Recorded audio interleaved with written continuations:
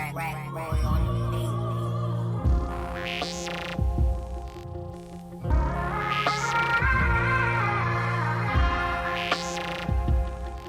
owe my life to these streets. Dear Boston, ain't nothing here sweet. 1,000 beef-fitters, 1,000 thugs with me. Ready for whatever, dog, this is our city. I gave my all to these blocks. Dear Boston, all I hear is gunshots. I've been around the world, I have no fear. Beantown forever, bury me right here. Orchard Park Projects, bumpy roadside. There's only two options, you ride or you die. These cold Boston streets got ice in my veins. Tarahn Harris, y'all, on today, so that these people can get to know you. Who are you? Man, I'm a lot of things. Right now, I function as a wellness coach. I'm a motivational speaker, and I'm a community activist. And also, I consider myself a generation changer. I'm here to shift the paradigm of a generation. That's who I am. Encompasses me as a person. All right, so I'm gonna go right to where most people would probably be able to connect to you. Well, people may know you from that, right? But I know you from here. Before that. So, well, what happened was, I mean, during the time in the late '80s, early '90s, there was a lot of gang activity going on in the city. Not just in our particular neighborhood, but just citywide. And I found myself in a situation where I was with some friends of mine, and one thing happened, and when it was all said and done, two people had lost their lives as a result.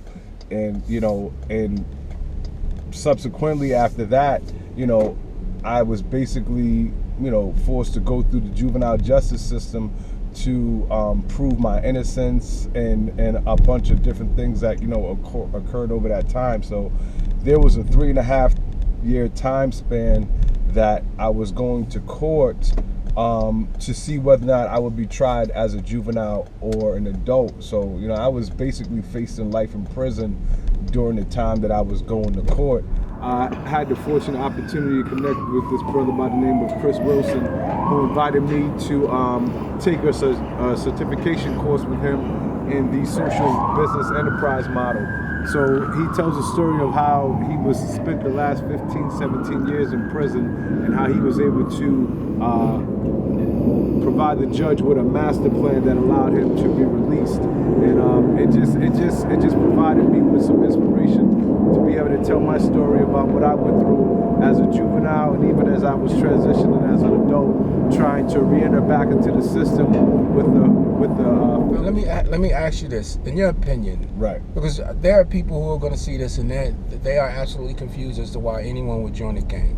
Okay. So the elements that existed in your environment, right? Why would someone join a gang?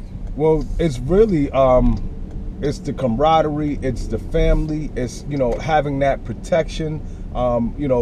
Boston is made up of a bunch of different neighborhoods, and unfortunately at the time, and sometimes still today, there were certain neighborhoods that you necessarily weren't quote unquote allowed to go into because of it was considered dangerous, or it was gang territory. So we joined a gang to provide protection for ourselves, and also there were things. I mean, we were always friends and kind of hanging out with each other. We were playing flag football at the neighborhood house and all these different things prior to the gangs. But when the gangs came in, it gave us a sense of like we were men or young men, and we kind of had that bravado that some of us young men like to have. So all of that combined, you talking about the the popularity of being involved in a gang. You can talk about the females or different things like that, and all these different incentives that at 14, 15, 16 seemed great.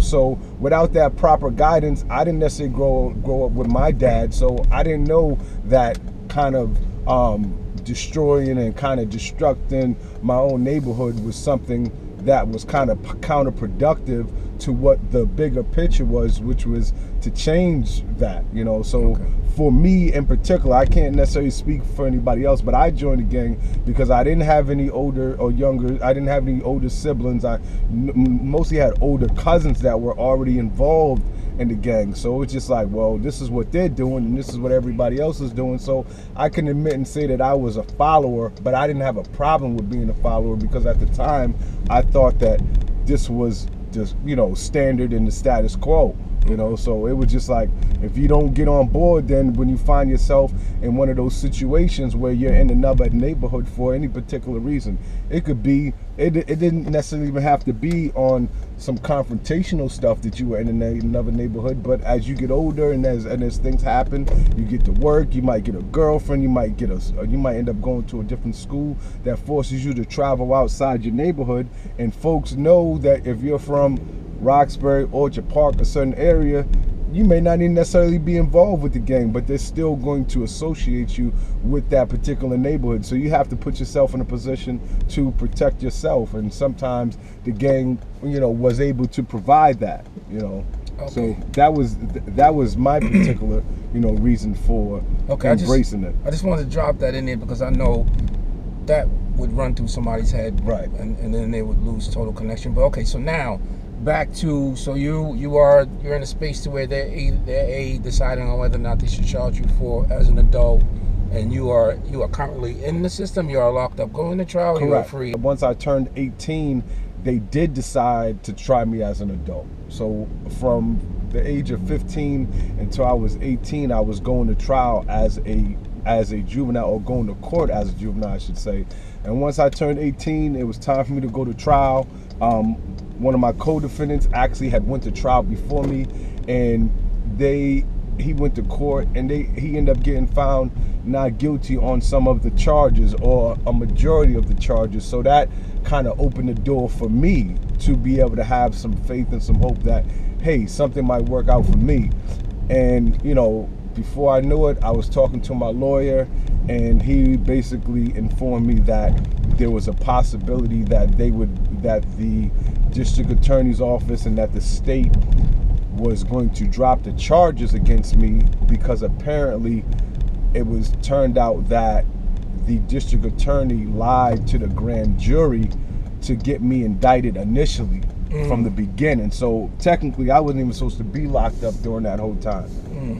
But you know, these are the things that happen when you're, you know, when you're making those kind of decisions that you don't realize are going to impact you for the rest of your life. I actually was able to preserve my life by being away and kind of and just kind of having to be still. I mean, sometimes when we're in certain environments and we're just going with the flow, and it's the norm to be walking around with a gun. It's the norm to be selling drugs or doing whatever it is that we had to do or felt that we had to do to maintain. When that becomes the norm, you don't necessarily get a chance to do any self-reflection sometimes. So my time, you know, being locked up gave me that opportunity to kind of sit back and kind of reevaluate the choices that I had been making up until that point. So, you know. All right, so they drop the charges? They did drop the charges under the condition that I would not attempt to bring a lawsuit against the state of Massachusetts. Wow. So it was either your freedom or, you know, and I think, you know, I think I made the right choice, because when you go from. So let me ask you go this. ahead. Let me ask you this, because I'm on the outside looking in. Okay. How is that legal? How can they say to you, listen, we know we failed you. Right. We know we put you in an awkward position. We know we broke the law to get you to where you are, but we're going to let you go, as if they can decide not to. This is why I'm asking you that. How is it legal for them to ask you to sign something that says, don't call us out on our shit, so we can send, and we'll send you home? Well, what it is it's different. Massachusetts is a Commonwealth state. Okay. So that in itself gives them the authority to be able to kind of dictate how they're going to enforce their laws, enforce their rules, they don't necessarily have to answer to the same federal regulation that, you know, that a state that is a non-Commonwealth state will. So that gives them that flexibility. It doesn't necessarily make it right, but they have that flexibility as a result of being a Commonwealth state. So now you know.